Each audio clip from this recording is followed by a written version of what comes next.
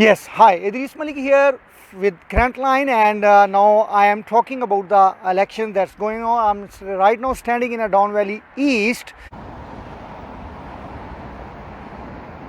and we will talk about the advanced polling which is done at the end of the previous week, and now the planning for the coming final days of the election. And on Monday 20th September there is a final day of election. Sir, what do you say about the process that's about the elections that already done in an advanced polling? Well, in general, I'm not happy that with any minority government because they don't last long enough. So the fact that this one was called with still 2 years to go and seemed to be operating reasonably well, sounds like a big waste of money. If we're talking $500 million, the general idea or opinion that I have would be this is going to be a waste of time because it looks like we're heading for another minority. So if it is going on another minority, so what's your opinion that might be there is a chances after 2 years again an election? Yeah, exactly. I think the average of minority governments is about 18 months. This one's been particularly calm compared to ones that we've experienced in the past, only because there hasn't been that much friction, and at least they seem to be working together to try to help Canada's problems.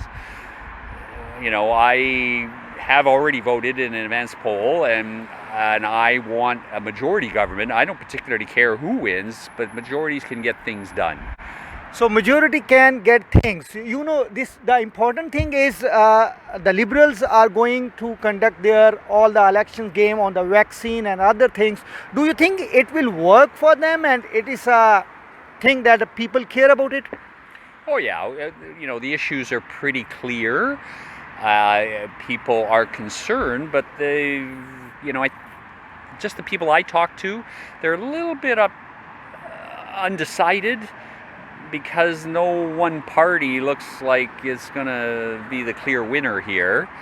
And I think they're a little bit sick of politicians who make promises, especially trying to buy our votes with our own tax money. So the one important question from my side that they are thinking about the housing, and they are thinking that they have to reduce some housing prices. So do you think this is a good thing, and they can work and they have to fulfill their promise? Land is the limiting factor when it comes to housing prices, and there just isn't that much. So what's going to happen is density has to increase. And then this is going to be good for public transit, it's going to be good for tax base, but the younger generation, like my generation in Toronto, kind of grew up with the tree and the suburbs and the house, and that just isn't feasible anymore. So I do like free market economy.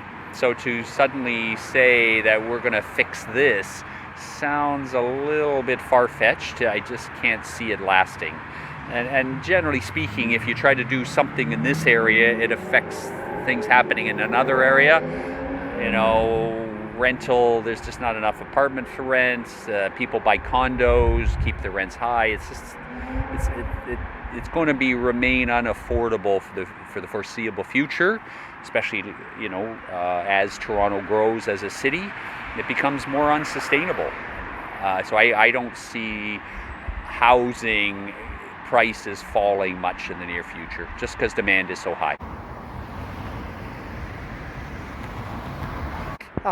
The one question about the upcoming generations, that there is a need to feed something more in terms of education, sports, and the healthy activities.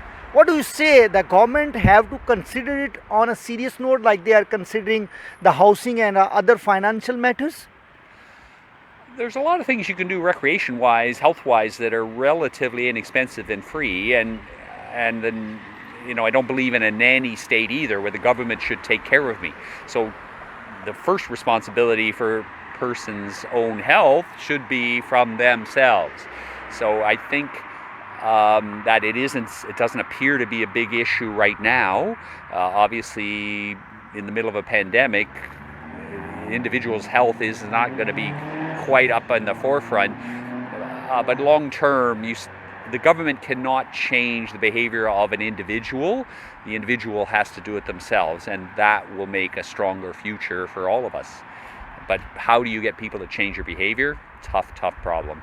So, the final question from my side, because from last 5, 6, 7 elections, I'm not predicting your age, but I'm asking that you are casting vote, and what do you feeling the difference in the pandemic election in pandemic and without pandemic in the past?